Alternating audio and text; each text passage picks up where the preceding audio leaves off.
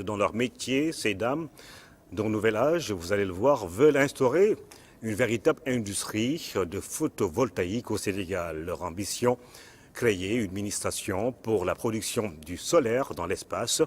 C'est le sujet que traite Atelier Comptoir qui nous invite dans l'univers de ce trio. Issa Thiorogueye.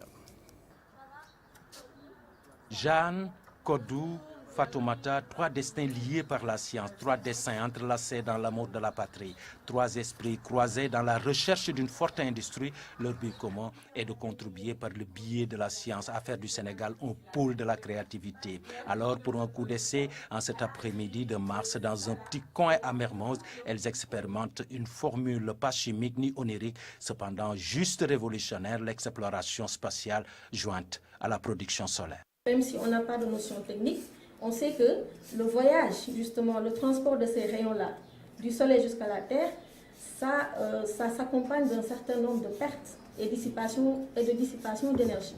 Donc si ces centrales-là, au lieu d'être sur Terre, se trouvent en orbite, on peut déjà voir qu'est-ce que ça va faire comme avancée. Parce que le fait de réduire ce chemin que doit faire le rayon solaire, ça permet de capitaliser, donc de maximaliser, de rendre plus optimal le rendement photovoltaïque. Dans leur expérimentation, l'équation qu'elles tentent de résoudre porte sur la production solaire à travers la mise sur orbite d'une mini-station battant pavillon Sénégal dans l'espace. L'exercice prend des minutes puis des heures entre petites cellules photovoltaïques, flacons, bâtonnets et autres outils. Les mains s'agitent dans tous les sens et les questions s'accumulent à notre niveau. Est-ce soutenable? Est-ce solvable? Est-ce rentable? Est-ce possible pour un pays comme le Sénégal d'avoir une mini-station dans l'espace? Mais elles persistent et finissent par en donner les réponses. Mais oui, on est au XXIe siècle. Il faut que l'on comprenne que notre émergence sera dépendante des innovations. Et quand je dis innovation, ça ne veut pas nécessairement dire construire une fusée, mais ça veut dire participer à l'innovation qui se passe, au processus. Il y a des innovations dans tous les secteurs, médical, médias, informatique, spatial. Ce n'est qu'une avenue parmi tant d'autres, n'est-ce pas? Et le Sénégal est parfaitement capable de se positionner pour bénéficier de cette croissance et de ce marché. Il n'y a aucune raison, surtout quand les compétences sont là. Et il faut croire en nous-mêmes. Ce serait là un autre pays, ce qui veut dire prendre soin de l'énergie. Le Sénégal a tout ce qu'il faut, disent-elles, pour être dans le monde un juteux marché du solaire et un important pôle de fabrication de matériaux entrant dans la constitution d'un panneau photovoltaïque en créant mes emplois et des industries innovantes. C'est l'opportunité qu'offre cette cellule achetée par Jeanne à l'étranger parce que n'existant pas au Sénégal, ni une entreprise qui en produit, ni un importateur qui en fait un business sur le marché ouest-africain. C'est un marché qui est réel dans sa potentialité au Sénégal, par exemple.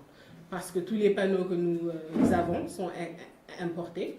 Et ça a une conséquence. Parce que ces panneaux sont conçus avec des paramètres de performance qui répondent aux besoins de ces pays, mais qui ne correspondent pas nécessairement aux besoins du Sénégal, notamment par rapport à la poussière.